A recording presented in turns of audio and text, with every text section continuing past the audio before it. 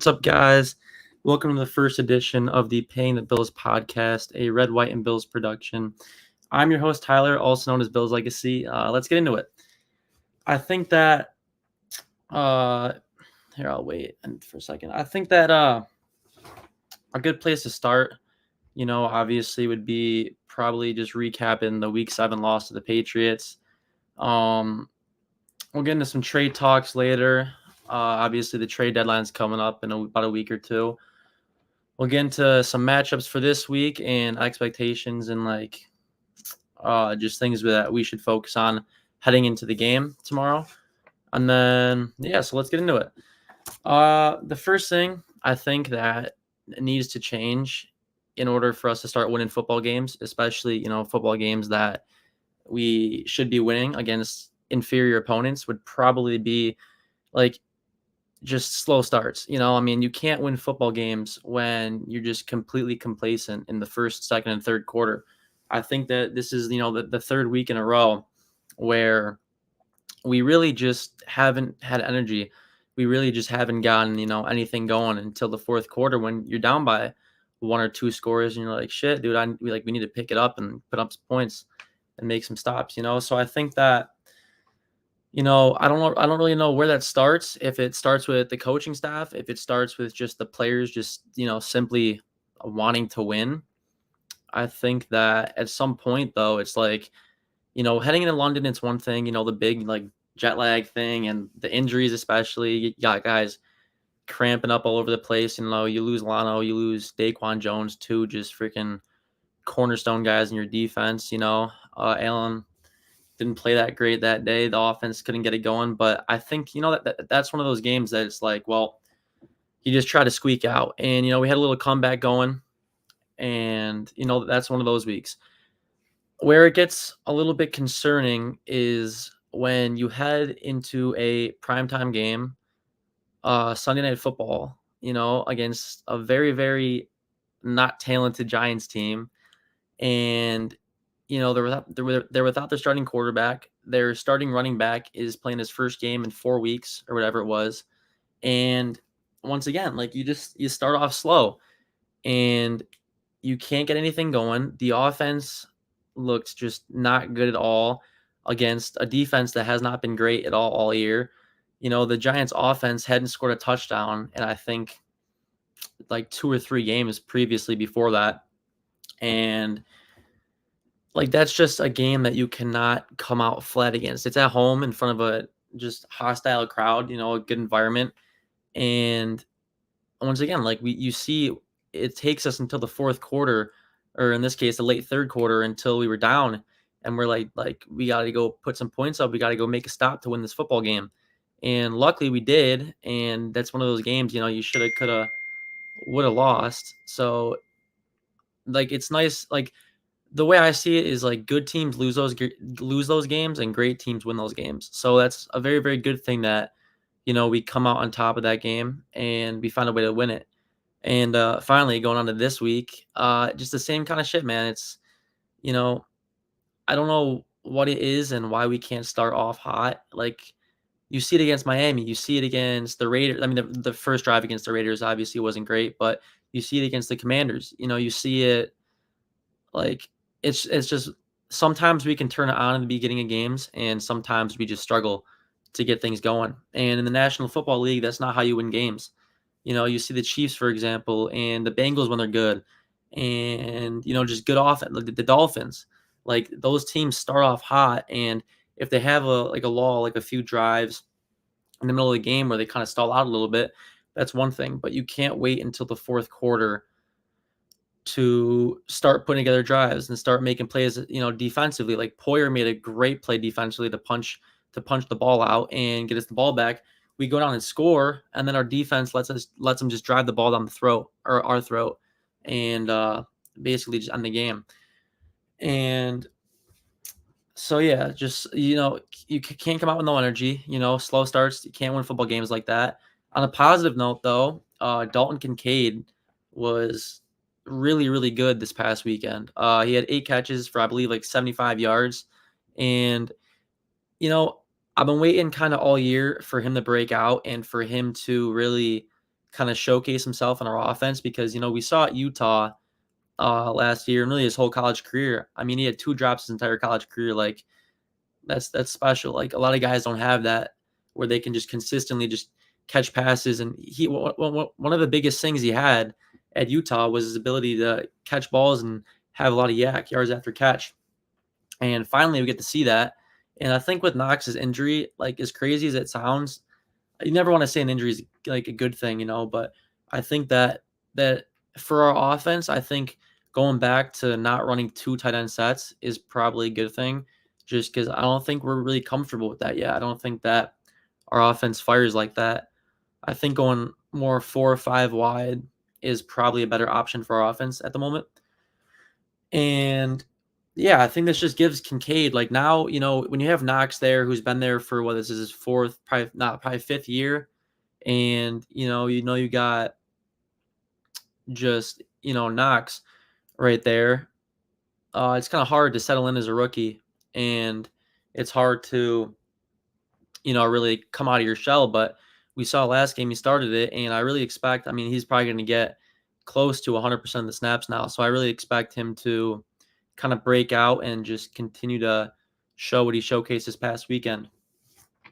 Some other things, some positives I would say was, Josh Allen. I think he played well. I mean, I think, a lot of times when we lose football games, I think a lot of it comes down to how did Josh Allen play? And this is one of those times where like this was not on Josh. And it's weird because it's kind of crazy to say like a football game could be completely reliant on one player, but I mean, let's be honest, like we lose football games where Josh does not play well. Week 1, we lost to the Jets when Josh didn't play well.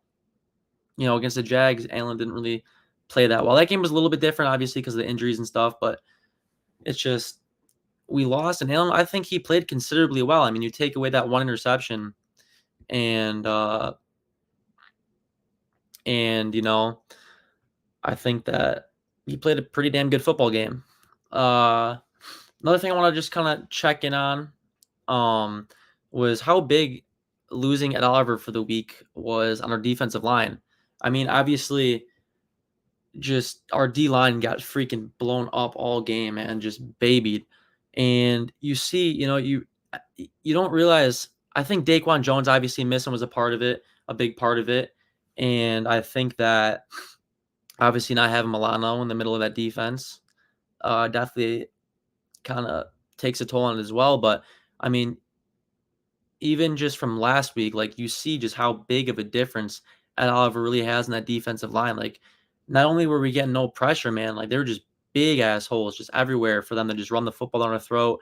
Mac Jones had a ton of time back there, so I don't know if we're gonna get Ed back for tomorrow because I think he's listed as questionable, but the sooner we can get him back, definitely definitely the better because he's a huge part of that D-line defense. Let's talk about yeah, I'd say just I think a lot of people are getting kind of like discouraged by this Bills team, and it makes a lot of sense. Like we haven't looked good by any means. We're 4-3 when really we could be 3-4 if the Giants game. I mean, the Giants were 1 play away from making us a 3-4 football team right now, and on the outside looking at the playoffs. So I think that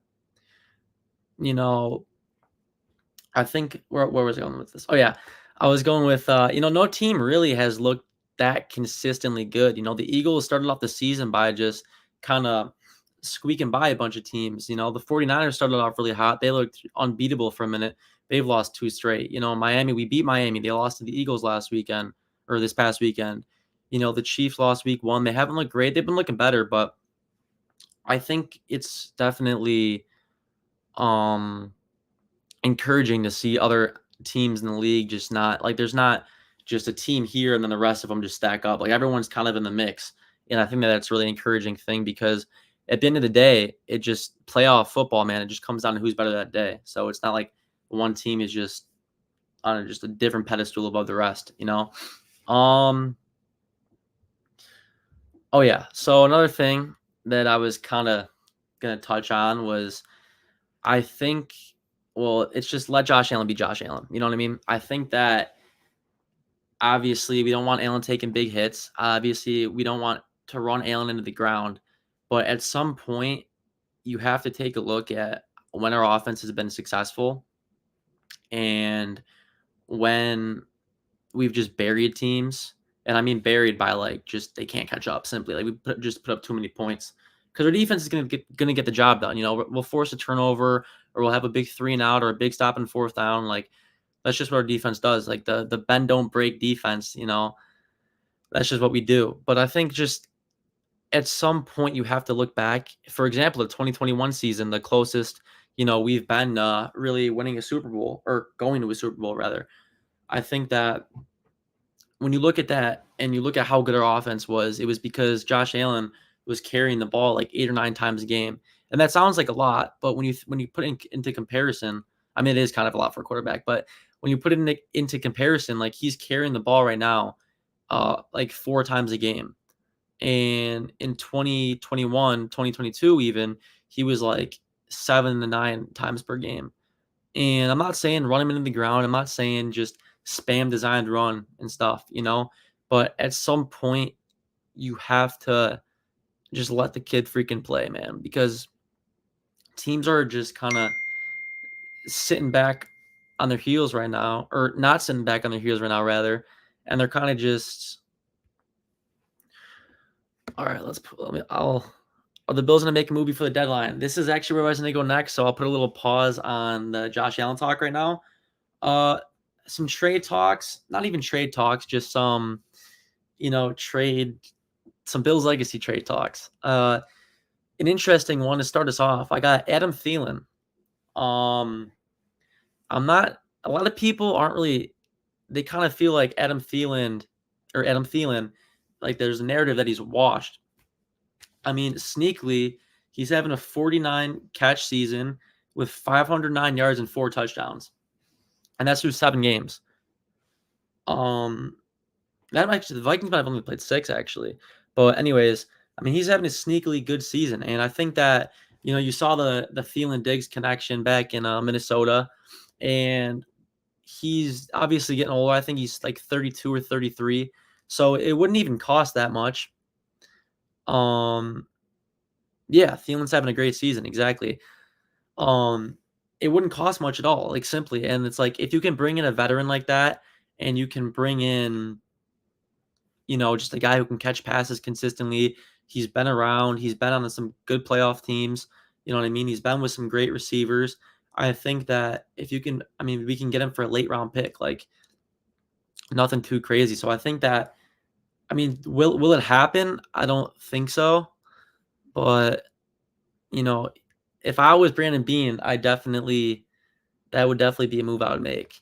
And yeah, I agree. I think Adam Thielen would be a great fit in Buffalo. Let's go kind of a similar receiver almost, Hunter Renfrow. I think he's a good, he's a good route runner, good guy to just, catch some passes when you need him to. Kind of reminds me of like Cole Beasley, a little more Julian Edelman, but Cole Beasley a little bit. Jerry Jeudy's in the mix. D-Hop, obviously. See, I don't really like that one. We were supposed to get him. Vaughn was gassing him up, and Vaughn was gassing Odell up, and all these guys, and it's like they choose to go elsewhere. And D-Hop, I don't want to say he's washed, but he is a complete shell of his former self. I don't think, and he comes with a lot of drama as well. So I don't think that that's really a great fit for somebody or a team like us. I think he wants the ball a lot. I think, he comes with drama. I think that that's just like a big name that we don't need.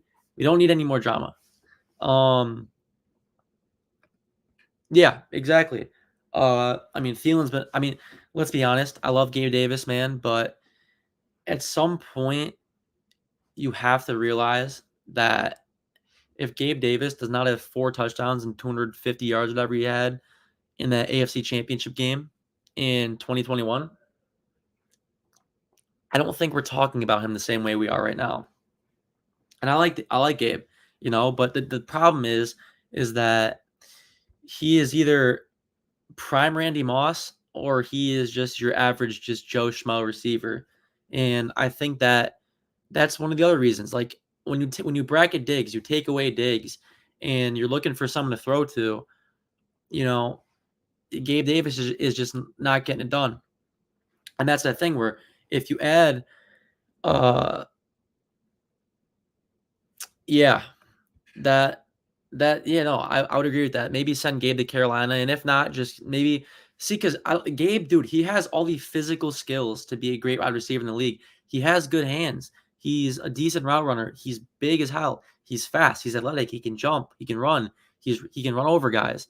You know what I mean? So I think that uh, he definitely has a lot of room to grow, and I think that maybe with Thielen there to kind of mentor him, like Thielen and Diggs, dude. Like, I think that's a good. Right. Also, yeah, Gabe Davis would be a very, very good number 3, and then you take into consideration as well that you have Dalton Kincaid, and then I mean, dude, if Kincaid is your 4th, as he's just stocking up and stocking up and stocking up, I mean, he's gonna get better and better every week. Uh, who has a limited route tree? Davis, you're saying? Because I agree, there's not many routes he can really run. He seems to like to run fade balls, and that's about it. But where is this going back to? There we go. Oh yeah, one last guy on the list is Pat Surtain, obviously. Great young corner. You know, I think that it's definitely a position of need. You know, the only thing is here, I'll put this up real quick before I talk about it. Yeah, no. Thielen, he's a great route. I mean, Diggs is a great route runner. Thielen's a great route runner. Kincaid is great in open space. You know, you see his pro comp coming out of college was Travis Kelce and Kincaid I'm talking about. And at first I was like, dude, that's a crazy comparison coming out of college. Like maybe the greatest tight end of all time. He'll probably go down as it.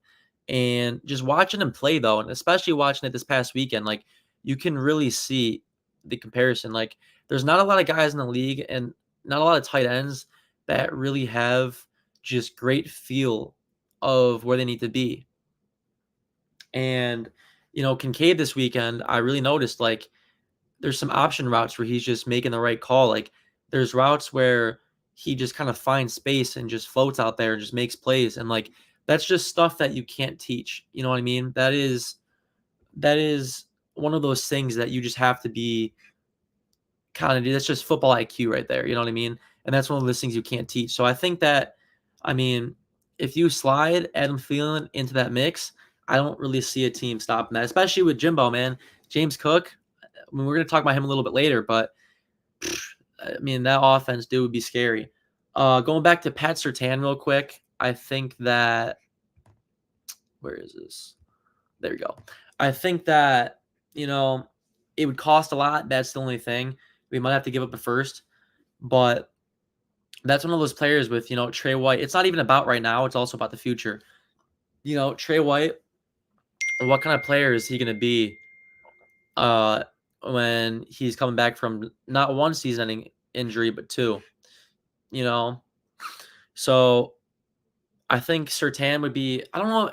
I think he'd be a good fit, honestly. Like you look at, it's hard to tell a corner because if you're a man corner, you're probably not going to fit into a system where we play soft zone 90% of the time for some reason, and that's where you saw, or that's where what you see with Kaiir Elam. He just can't adjust, and that's one of those things.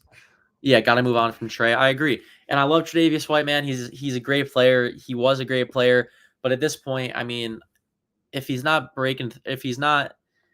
already 30 plus, he's breaking 30 plus pretty soon. So I mean, for a corner, especially with the speed we see in the league now, that's getting up there in age, and coming off of 2 season-ending injuries back to back, that's kind of a tough spot to be at as Brandon Beane, because you love the guy and you love everything that he kind of brings. Like he brings that fire, he brings that football IQ. Like he's one of those guys that doesn't do it for the money. Like I'm not saying other guys do, but you can tell there's some guys that do that. But he's one of those guys that really just you see him like with his teammates, like he really, really wants to win football games. And so it sucks, but I think Surtain would fit well with the Bills. He's young, he's a great playmaker, great ball skills, he's fast, just everything you want in a corner. The only downside would be that it would cost a lot. So yeah. If you could get the Broncos to take him, that would be a bonus. Are we talking about Tre'Davious White, or are we talking about Gabe Davis there? Because I feel like that's a tough situation for the Broncos to kind of trade for a player or put a player in a package for them that's hurt and coming off of especially 2 season-ending injuries. And I'm not sure. I feel like if we traded for a wide receiver, like let's say Jerry Jeudy or let's say Adam Thielen or Hunter Renfrow, like I feel like that's one of those things that where you could see Gabe go to another team.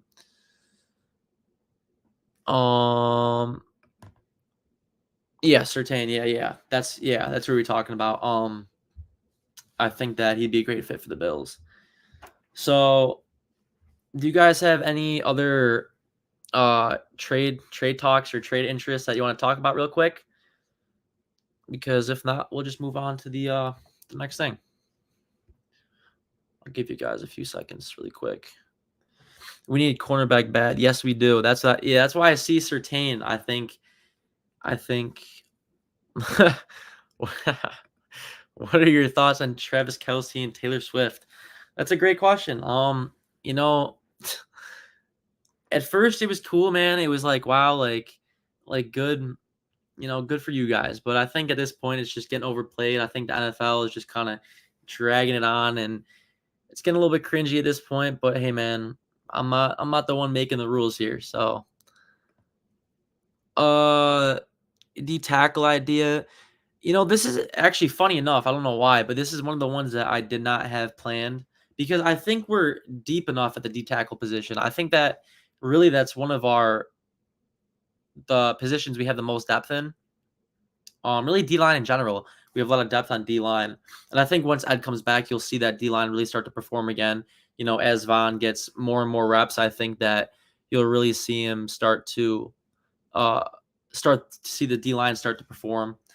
And so, yeah, I mean, I feel like as positions of need go, I feel like, I mean, off our offensive, I mean, O-line is hard to trade for in the middle of a season because a lot of those guys are either not that good or extremely paid. Like there's a huge difference between like good and elite and guys you want to trade for, and then there's the bottom of the barrel that's like they're a borderline starter. So that's always a hard position to kind of trade for in the middle of the season.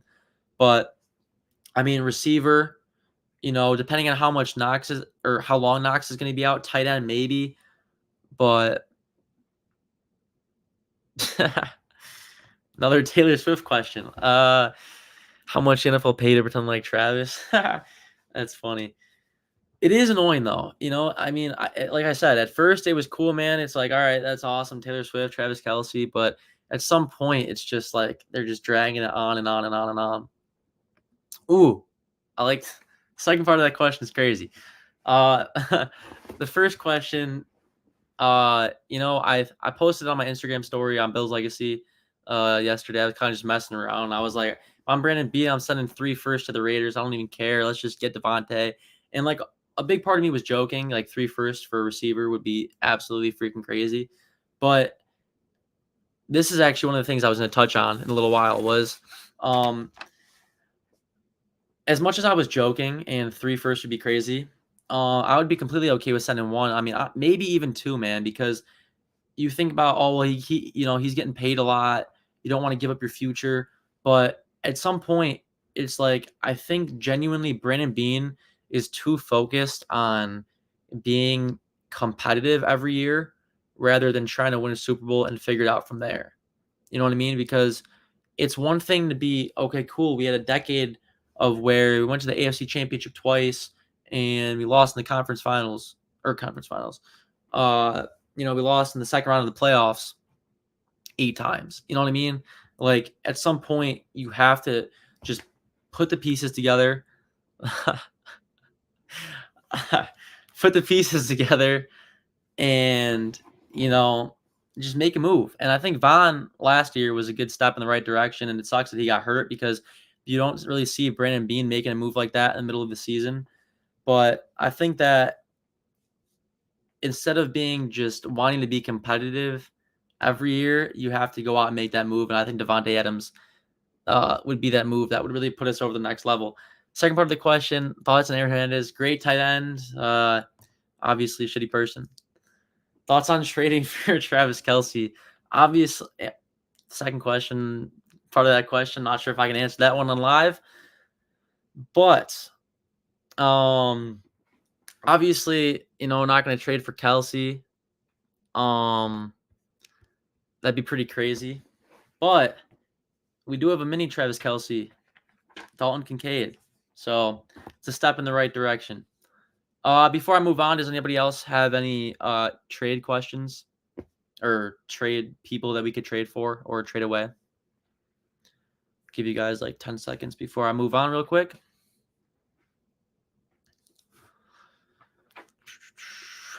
All right, we got nothing. All right. Let's go into what needs to change for this week. We kind of already touched on that a little bit earlier. Earlier. I'm assuming you're laughing at the what's on the screen right now. Trading for Dwight Howard. Hey man, if Dwight Howard wants to come out of basketball retirement and come play some DN for us or something, I'm on board. All right, what needs to change? I think, I kind of touched on it earlier. I think that starting games off slow and just complacent and not really wanting to win football games does not work. You need to come out with some fire. You need to come up and put points on the board, make a big play on defense. And we just haven't seen that. So that's definitely one of those things that needs to change. I think that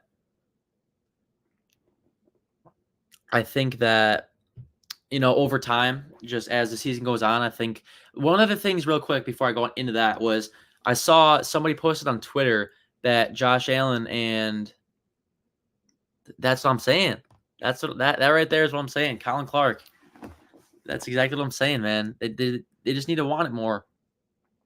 It seems like Diggs is the only one that really cares at times. He's on the sideline just trying to fire the guys up. Allen kind of just sits there and looks sad when he's not doing well. And I'll go back to what I was saying before, but I saw one of the tweets. One of the tweets I saw was, if you guys remember in the 2021 AFC Championship game with 13 seconds left. Remember Allen on the sideline when he was getting all fired up and he was trying to fire the team up. Like, we need more of that from Josh Allen. Like, you see other quarterbacks in the league, like Mahomes, for example, does a great job at it. He fires up the guys. And like, when you are somebody like Josh Allen and you are the leader of, a football team trying to win a Super Bowl, like, guys look up to you. You know what I'm saying? So Stephon Diggs cannot be the only one really wanting to win football games.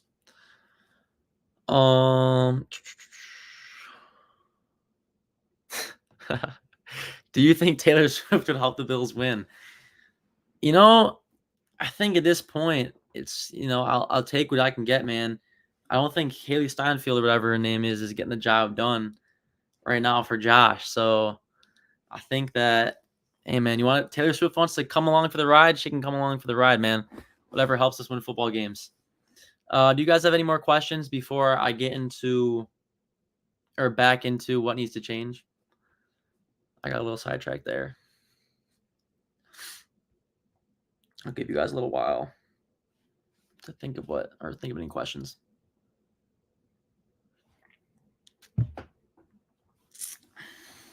Nothing? All right. So what needs to change? We already talked about the energy part. I think that, dude, so it's a good question.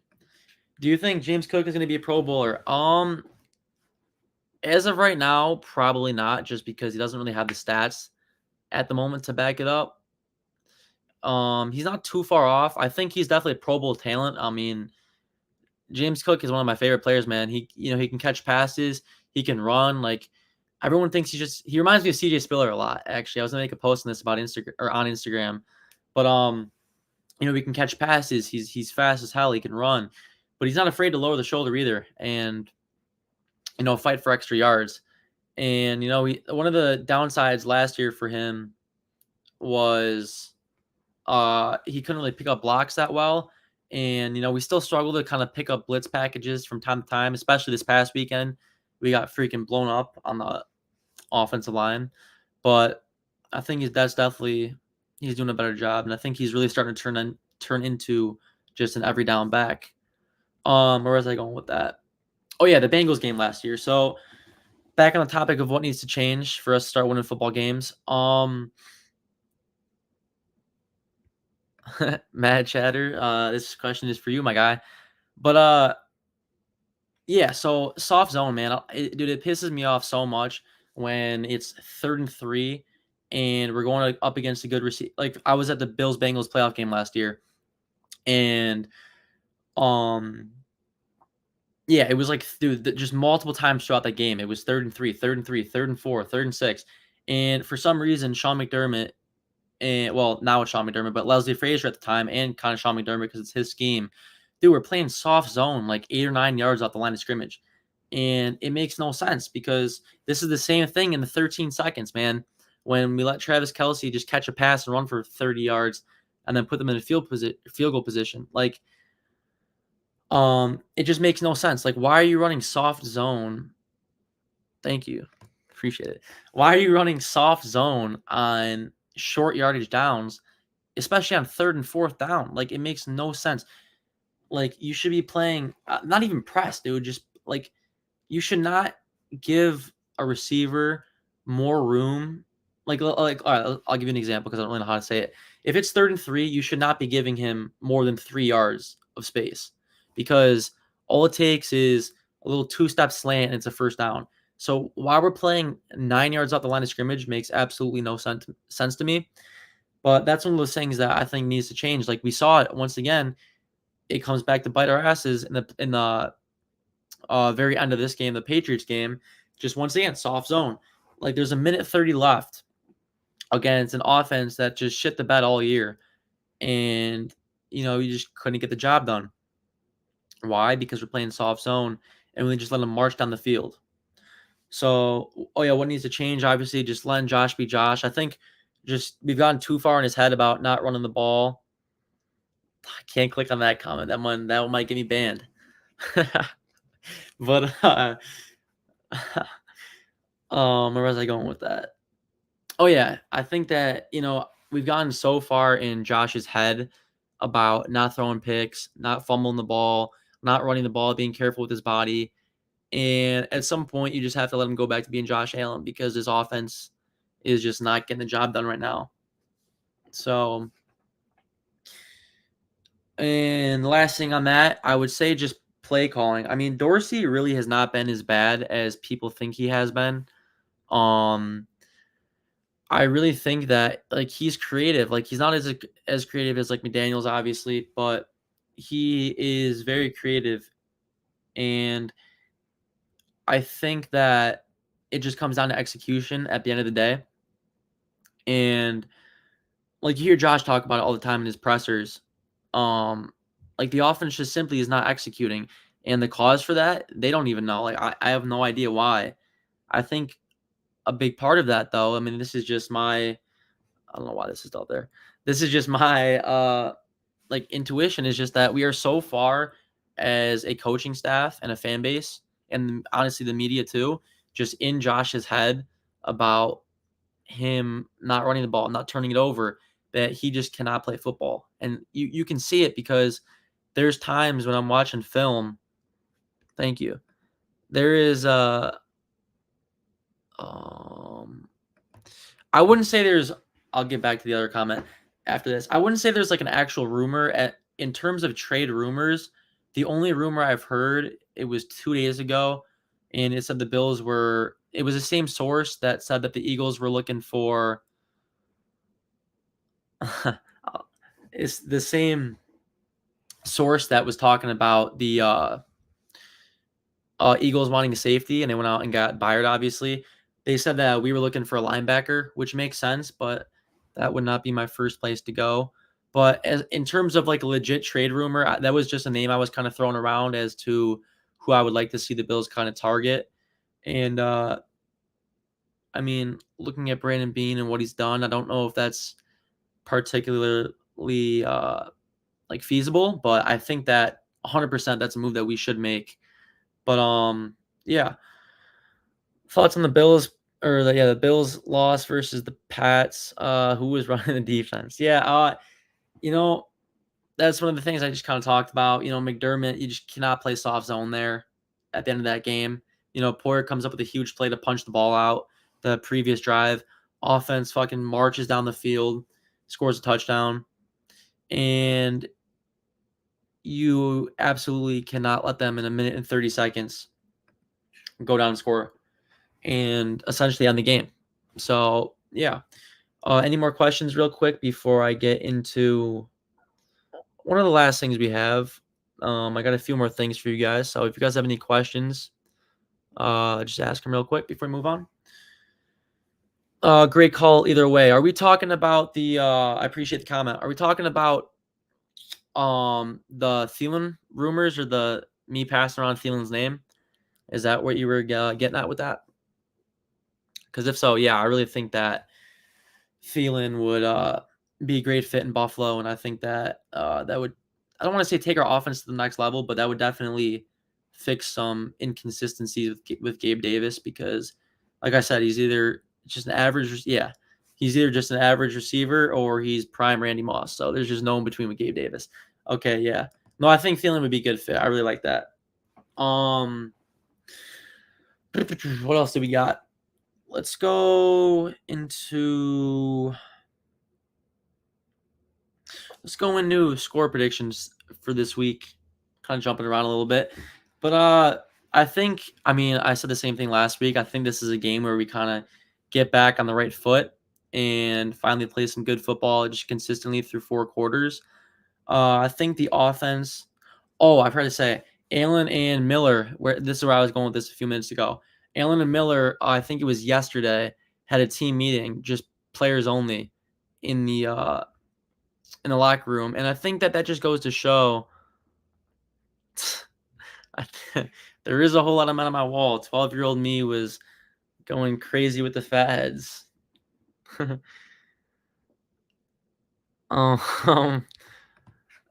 Mike Salinas said that the Bills' best running back was Damian Harris. His brother Matt said it was Cook. Thoughts? I think it's pretty, especially now, obviously, that Damian is injured. But heading into the season, I was super excited about Damian. If the dude could stay healthy, man, he would be really, really good consistently. But I just think that James Cook is just our clear-cut running back 1. And I think that he doesn't get enough credit for what he does. And I think that, he's kind of already broken out, but I really think that he's really going to take, the next step into being like just a top end running back. Any more questions before I move on real quick? I'll give you guys a few seconds if you guys have any more questions before I move on.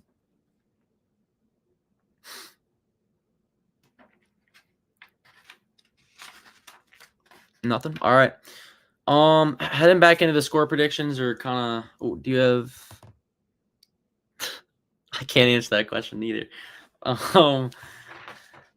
Where was I going with that? Score predictions and kind of just like keys to the game. I'd say keys to the game is get James Cook the ball early. I think our best drives and our best games are where we have an established run game because everything builds off that. You know what I mean? You see kind of games where we get complacent offensively is you see Allen you see an incompletion on first down and then a delayed halfback draw, which makes no sense. I'm going to keep spamming delayed halfback draws, but a delayed halfback draw on second down. Next thing you know, it's 3rd and 12, and then Allen takes a 60-yard deep ball to Diggs in a triple coverage for an interception for absolutely no reason. So I think that, on first down especially, I think it's important um, to kind of just establish the run game, and really get Cook going because I think that will just open up the pass game completely. And when you got Cook running the ball, you got Allen slinging it around. That also opens up to what we talked about a little bit earlier. Allen,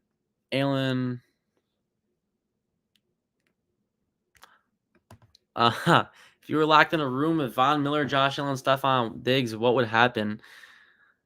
You know, that's a great question. I think we'd have a great talk about football, man. I definitely get in their heads a little bit. Pause about just I think it's just cool, man. Like if I actually was able to have a conversation with them, like it would just be cool to see kind of, you know, not only how they view football, like from like a professional player standpoint, but just to kind of see how they prepare. You know what I mean? Just see like what really goes into being a NFL football player, what really goes into being a professional athlete, and just all that stuff, man. So yeah. Uh, what was I saying? Oh yeah, so I think that this is finally the game where we kind of bounce back, even though we've been saying that for the past 2 or 3 weeks. I think at home in front of a good crowd, can't answer that one, Colin. Thank you for the question though. That was a little questionable, but yeah, I think that this is the game where the offense finally gets back on its feet. I think that there's a sense of urgency now. Like the players themselves and the coaching staff understand that like we really cannot drop any more games or else. I mean, we got the Bengals coming up, we got the Eagles coming up, we got the Chiefs. Um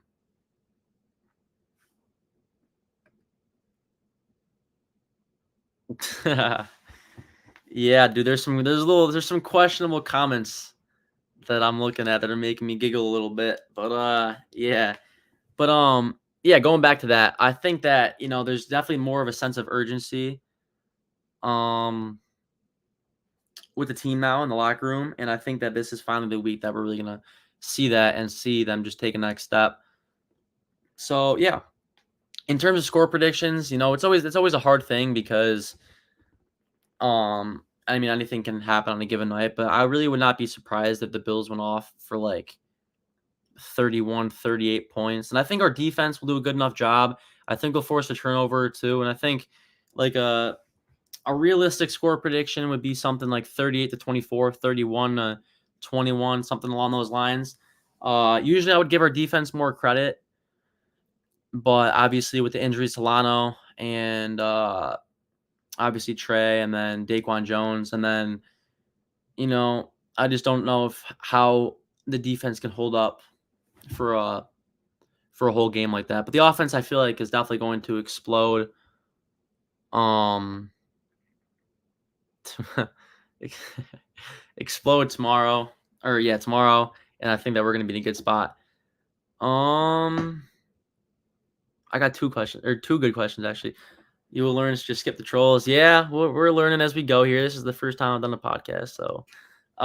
What are your thoughts on Mac Jones? Quick tank for Caleb Williams. That's a good question. I don't know, man. I wasn't sold on Mac coming out of college. I think that he was definitely a system quarterback at Bama. He had a great offensive line, amazing receiving core, great running backs, the best coach in college football. You know what I mean? Great OC. So I think that he really just had it all. And I think that coming out of college, I wasn't sold on him. But it's weird because there's some weeks he looks really bad, and there's other weeks like to start the season he looked promising, and then he fell off, and like he has not. He played well last week, but that's what I'm saying. Like it's weird. There's a flash here, then he's just shit the next week. So I'm not really sure. What was that? Oh, Dwight Howard. Tank for Caleb Williams. I mean, I'm not sure. I'm not sure if tanking would be the best approach there because I don't know. I mean, getting Caleb Williams, I think, would be a franchise changer. But also, dude, I'm not sold on Caleb Williams either. Like, obviously, he's a great talent. He's one of the, pristine quarterbacks we've seen in the You think that you think that Mac is bad. Yeah, he's pretty freaking bad. But dude, the two Pac-12 or the like big Power 5 games that Caleb Williams has played this year, he has not looked good at all. And I don't know if that's just, an adjustment or if that's just he just simply didn't play well those games because it happens, man. As an athlete, there's games you don't play well. But I mean, he definitely has all the physical tools to be a very, very good quarterback in the league, but I'm not too sure I'm sold just yet. You know, he didn't look good against Notre Dame, did not look good against Utah. So it'll be interesting. I think that I really think he will pan out in the league, but that's one of those things where it's like, you know, I'm just glad the Pats didn't take Justin Fields. Yeah, he definitely just did not fit in that system. A running quarterback like that. I mean, he does have a huge arm, dude. That like I see a lot of people hating on Justin Fields' arm.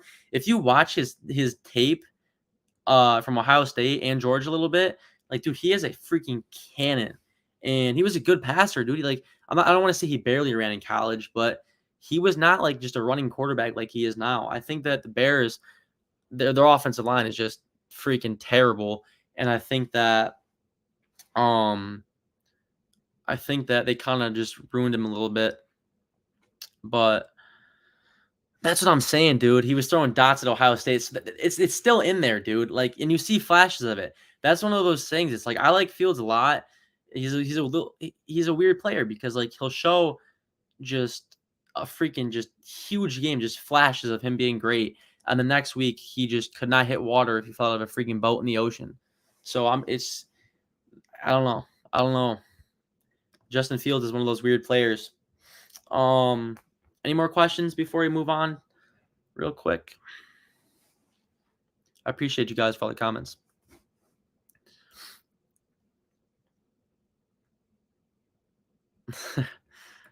What happened to EJ Manuel? Funny enough, actually, that jersey back there, the number 3 jersey is an EJ Manuel jersey from back in the day. I just hung it up on my wall just because I wasn't obviously going to wear it anymore. But, dude, EJ, I was super excited about him, man, coming out of college. He was one of my favorite players for a while. He kind of started off good for the Bills, man. Like, he showed a lot of heart, man, Led us to, I think, a 3-1 start where we started 3-0 and lost to the Patriots in week 4 in a nail biter. Why didn't he pan out in the NFL? It's just one of those things, man. It's hard as a quarterback. I appreciate the comments, guys. It's hard as a quarterback. You got to be in the right system for you. Like there's a lot of external factors, coaching. I mean that's the biggest one. Obviously, I'd say coaching, O-line, receiving core, like just how you mix with the OC, how you mix with the play calls, how you mix with the style of play of your team. You know what I mean? Like if your defense is terrible and you're always playing from behind and you just gotta freaking sling the rock, like there's a lot of external factors. I think that EJ had all the physical tools to be a good quarterback in the league. I think, and he had a pretty good offensive line and a pretty good receiving core. So I think that was just one of those. I don't want to call him a bust, but um, not a great quarterback. What do you see? Thank you for the question. What do you see Damar Hamlin's role is? What is Damar's role going to be? Yeah, so great story. Obviously, I was actually at the Bills Patriots game last year when Nyheim Hines took 2 to the house. The game after the whole incident, and it was pretty freaking cool, man. But I mean, obviously, great story. Actually playing really, really good football. Before that happened, he was leading our team in tackles. Uh, he's just a football player. You talk about like guys like Matt Milano. You talk about guys like Jordan Poyer. Like these are guys just flying in between tackles, man. Just making plays. Like always just around the football. Like watching Damar last year, like you think like or you see that like that really he's kind of the same way, and it really sucks obviously what happened with that whole situation because he was playing really really good football. But as of right now, barring no injuries, he's just mainly like just a special teams guy. Because we got Taylor Rapp. Actually, that was one of my favorite signings, dude. Taylor Rapp would be a starter on most other teams. That's a great question. I was actually going to touch on this. I forgot about this. Yeah, I'll get to your comment, Colin, in a second.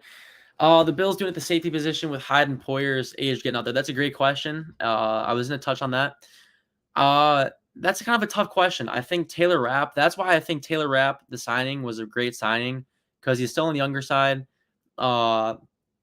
Just loves hitting, dude, and that's one of those things that I love, especially as a safety. Like you just gotta want to come up and hit dudes, and he's one of those guys. And I think that Hyde and Poyer got like 1, 2, maybe 3 years left before they kind of start winding down a little bit. So that's one of those things that it's like you're losing your kind of core players here, especially on defense, with just the age kind of getting up there. So that's what we were talking about earlier with like a Thielen or like a Devontae Adams. I mean, the Adams is definitely unreasonable, but Thielen, like you got to make a move like that because you're not going to be in your Super Bowl window forever. So I think that, yeah, I mean, God forbid one of these two go down though. Taylor Rapp could step in and kind of hold shit down for us in the meantime.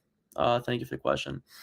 I personally think DeMar was a little bit of a dirty player before his tragic accident, in my opinion. Very great vision on the field and dog mentality, though. Yeah, there is always, the videos of him laying out Kenny Pickett, and I think it was Kendrick Bourne in the Patriots game.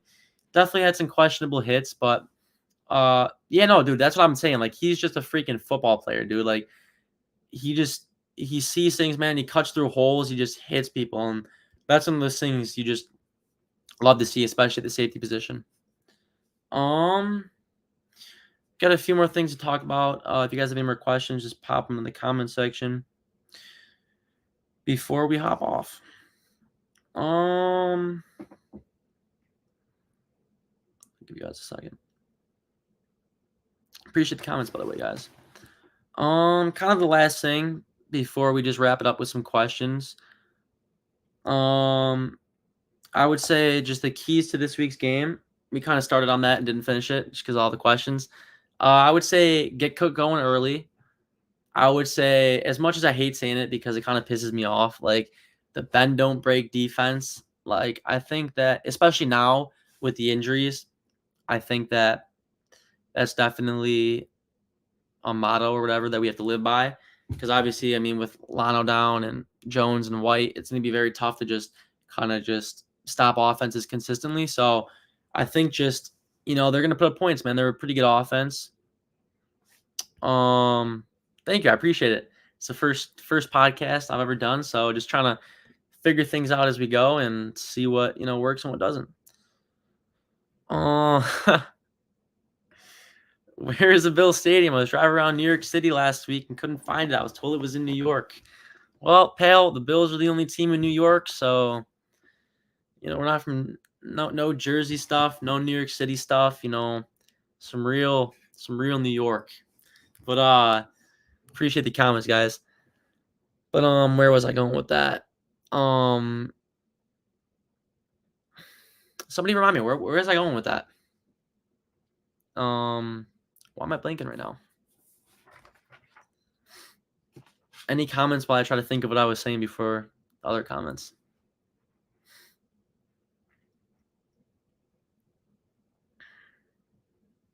Oh yeah, the bend don't break defense. There you go. Yeah, so just it's gonna be hard to hold teams consistently. So I think just thank you, bro. I appreciate it. We're kind of just figuring out as we go. First podcast, so try my best out here. It's yeah. But yeah, so it's like I said for probably the fifth time now. It's gonna be hard to hold teams. So I think just really kind of stopping teams and holding them to 3 instead of 7 would be big because I think obviously our offense is not going to be perfect. So I think it's important, if we can force a turnover here and there. And real quick, another question. Who's the Bills' best option at tight end? I would say obviously Dalton Kincaid. Had a great week last week against the Patriots. He had 8 catches, 75 yards. We kind of touched on it a little bit earlier before you got into the podcast, Ryan. But yeah, like he's one of those guys, man, that just finds space. Like that's just shit you can't teach. You can't teach a guy like you can teach a guy how to run routes. You know what I mean? You can teach a guy how to catch football, but you can't teach the ability to kind of fall into space where the defenders aren't. And that's just a feel thing. You know what I mean? That's just one of those things that as a football player, you either got it or you don't. Just the football instincts, football IQ, and Dalton has that. And that's I think why you see thanks for the question. You see the comparisons to Travis Kelsey because Kelsey is the best in the business at just finding open field and finding space when there really is none. And Kincaid reminds me of Kelsey a lot in those ways. So, that's a good question. I'm not really sure yet.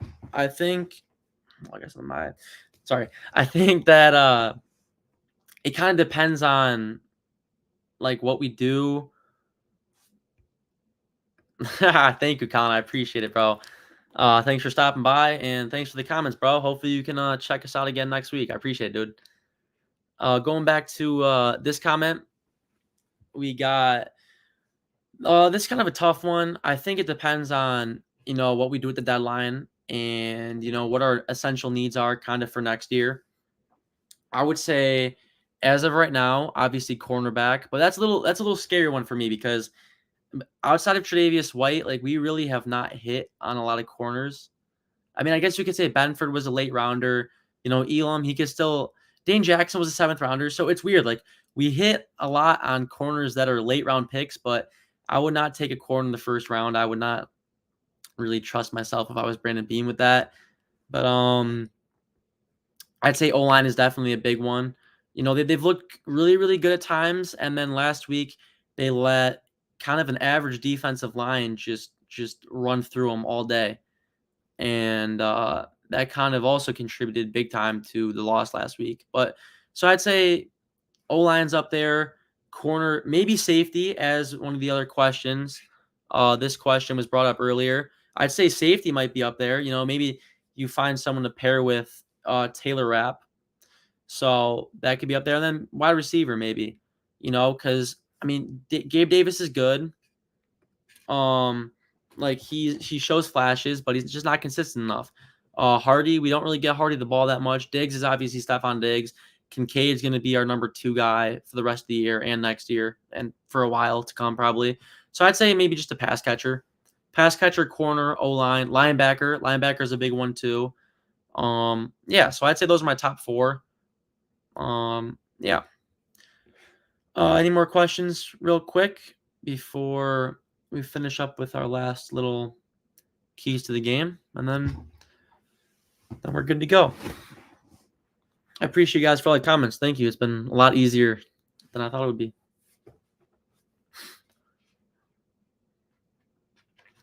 All right, I'm just going to kind of go through it as more questions pop in. Just finishing up kind of on the keys to the game. Obviously, we already got feed and cook early and often. We got football. I think if any of you guys have seen the Chandler Jones videos on Instagram and TikTok, I think that might be that. But yeah, going back to the keys to the game for tomorrow night against the Buccaneers. Feed and cook, getting him involved early. Yeah, for sure. Final game predictions for sure. We're kind of getting at that real quick right now. So I would say Cook getting the ball early. I'd say because that helps establish the O-line. The O-line was not good by any means last week. Honestly, it might have even lost us the football game. But thank you, I appreciate it. Thank you. Yeah, so I'd say just establish Cook. I'd say get the ball into Kincaid's hands, man. Kincaid's special, dude. Like, there's not a lot of times rookies, especially at the tight end position, just step in and make an impact. And I don't think he has a single drop all year. He has like one holding call, a false start. Like that shit's just gonna happen as a football player, especially as a rookie. In a 2 tight end set, regardless or nonetheless. So, I mean, he's been freaking great, man. So, Cook and Kincaid got to get him going early. We touched on the bend don't break defense, obviously. That's a big one. And I think just I'll respond to that comment in a second. I think just getting Allen kind of going, dude. Like, and I don't want to say just run Allen into the freaking ground because obviously you want to keep QB1 healthy, but I want to see tomorrow more. I don't even know if design runs would be it, but I want to see Allen run the football a little bit more. Like, teams are just not respecting the fact that he can run that much anymore because we've just drilled it into his head like don't run, don't run, don't run, don't get hurt. So I think just watching Allen be Allen, watching Josh be Josh tomorrow would just be great. And I think you'll really see our offense kind of start to explode at that point. Just because, like I said, the 2021 season when Allen was just slinging it around, just hurdling dudes, running through guys. Like, it's scary to see your quarterback, the one guy on your team that can't go down, take hits like that. But at the end of the day, like, if we're gonna win football games, that needs to happen. So yeah. Final game predictions. I really think tomorrow is the time our offense just explodes. I think there's just gonna be more urgency. You're gonna see us come out of the gate early and just bury them. I think our defense is gonna do enough to keep them out of the game. And they're obviously going to put up some points. Our defense is pretty banged up, and we're pretty young at some of the aspects of our defense. So I think that it's normal to see definitely some points put up tomorrow for them, but I think they're going to hold their own. I think that they're going to hold up just enough to give our offense a chance. And I think if our offense comes out and executes and plays with some urgency, which we haven't really seen from them, but if our offense plays with urgency tomorrow, I really do not see a way that this game will be close. So I'd say my final game predictions, I would say 38-24 Bills. That's the final game prediction for tomorrow. Any more questions real quick before I hop off? I really appreciate the comments, guys. I made it first podcast, made it a lot easier. So thank you guys. I appreciate it. I'll give you guys like 30 seconds real quick just to pop in any questions you guys have. And if not, then we'll get off. I'm trying to think real quick if I had anything else to talk about too.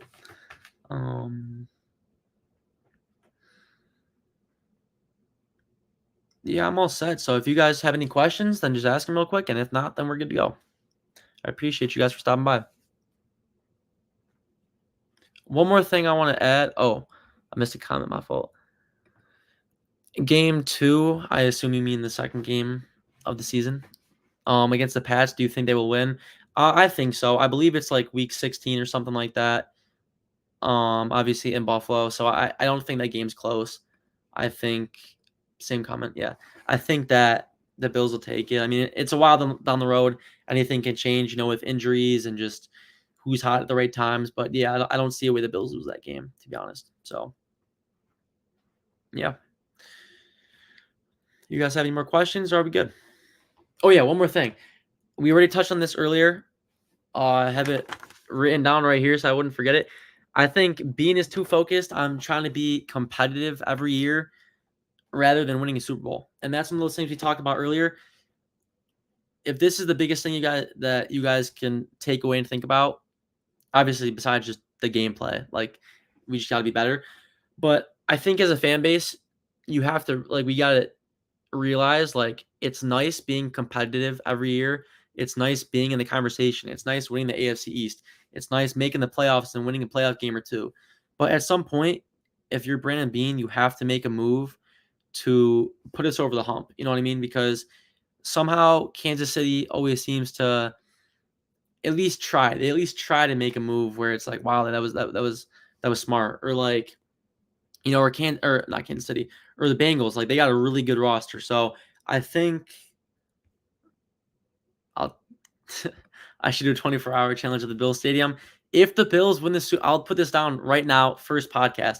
If the Bills win the Super Bowl this year, at the Super Bowl parade, I will obviously be there, sneak into the stadium, and I will stay there for 24 hours. I'll even go live on the channel. I will give you guys a 24-hour live stream in the Bills Stadium if we win the Super Bowl this year. You guys can quote me on that right now. But yeah, so just real quick, kind of touching back on what we were just talking about.